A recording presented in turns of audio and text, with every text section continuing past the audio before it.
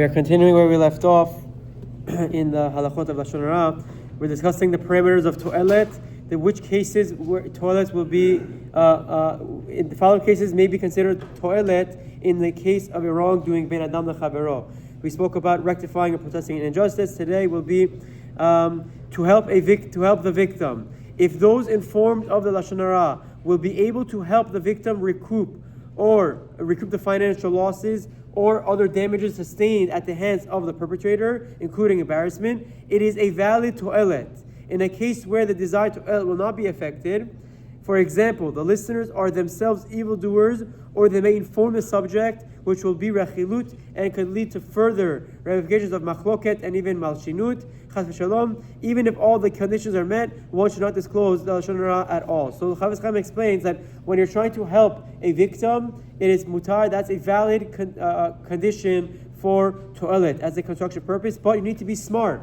You need to be mindful. Just because you're trying to help doesn't mean everyone can help.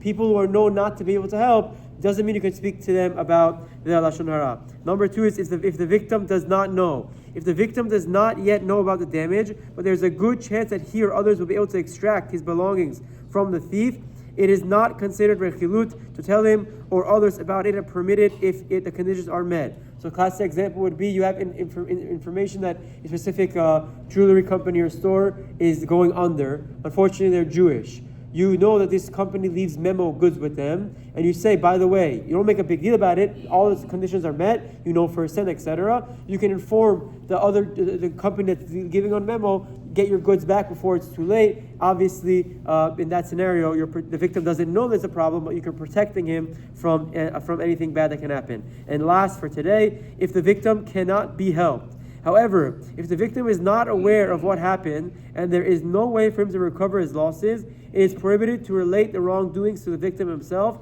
since this is direct rechilut. It is also forbidden to tell it over to others, because it will get back to the victim, constituting rechilut. So this is a very important condition Chafetz Chaim gives, that toelet means for a constructive purpose. Constructive purpose isn't just so he knows.